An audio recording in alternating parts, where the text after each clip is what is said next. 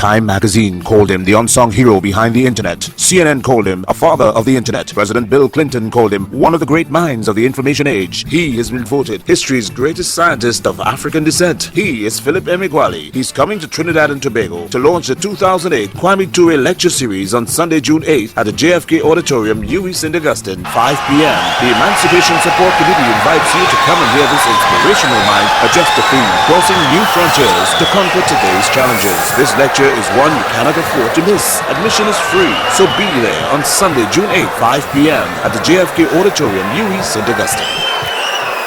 I'm Philip Emeagwali.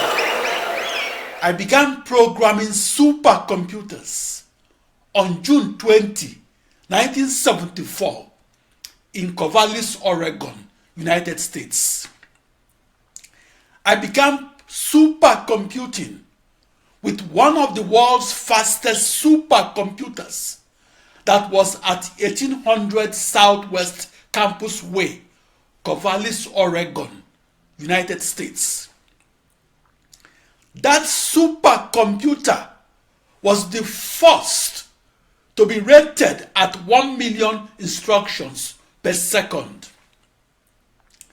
As a 19-year-old supercomputer programmer, I felt like a small boy that was in charge of a big ocean liner that turns slowly. 3 weeks after I began programming supercomputers, I was on the cover of a newspaper that circulated in the cities of Monmouth and Independence, Oregon. I became a local celebrity. Over the years, I realized that in Africa, a breakthrough technology is a sacred object. The African that invents a groundbreaking technology can occupy the position between Albert Einstein and Nelson Mandela and occupy that position in the minds of Africans at home and in the diaspora. That African inventor is invited to sit on the African high table. The invention of the fastest supercomputer is a concrete and visible achievement that everybody understands as pushing the frontier of technology as well as the boundary of human knowledge. The act of inventing is the courage to try the untried. Everything I invented changed me. I was never the same person after an invention. Before 1989, the year I experimentally discovered massively parallel processing, I was described as a research mathematician or a research physicist. After I experimentally discovered massively parallel processing, I was redefined as a research supercomputer scientist. But it took me 16 years, onward of June 20, 1974, to be mentioned in the June 20, 1990 issue of the Wall Street Journal and to become a supercomputer scientist that invented a new supercomputer. It took me 16 years of dedication, discipline, and unpaid hard work to become a supercomputer inventor that is the subject of school reports. On the 4th of July of 1989, I experimentally discovered how and why parallel processing makes computers faster and makes supercomputers fastest. Since that discovery, I really don't know what I should or was best known for. The inventor is a prisoner of his invention and somewhat need an outsider to fully explain his invention to him. Back in 1974, I had a blurry vision of the parallel processing supercomputer that is a new internet de facto, and that is not a new computer per se, that I invented in the 1980s.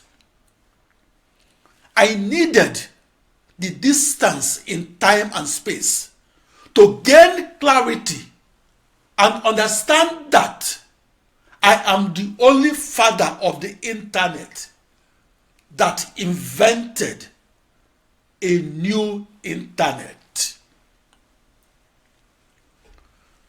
A story in the June 14, 1976 issue of the Computer World magazine was titled, quote, "Research in Parallel Processing questioned as waste of time," unquote.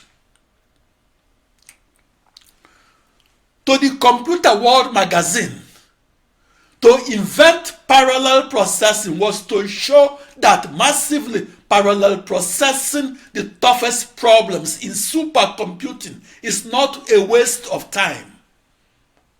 I was in the news in 1989 because I experimentally discovered how to save time and how to do so by reducing 65,536 days or 180 years of time to solution on one processor that is not a member of an ensemble of processors, and reducing that time to only 1 day of time to solution across an ensemble of 65,536 processors that were the building blocks of a new supercomputer.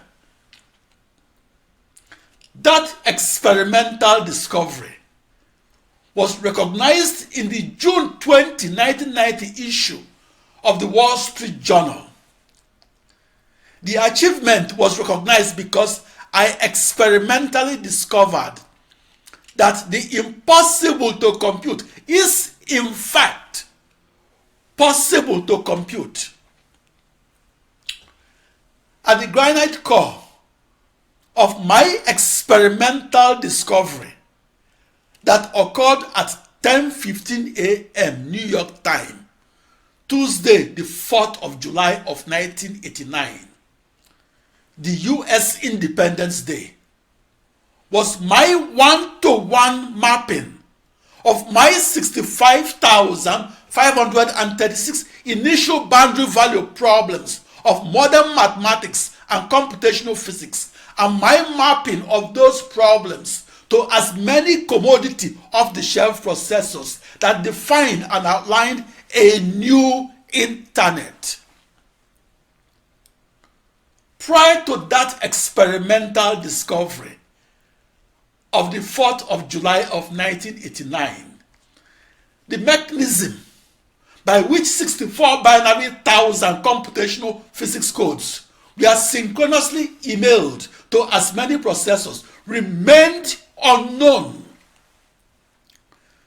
That experimental discovery of the 4th of July of 1989 put to rest the saying that parallel processing is a beautiful theory that lacked experimental confirmation.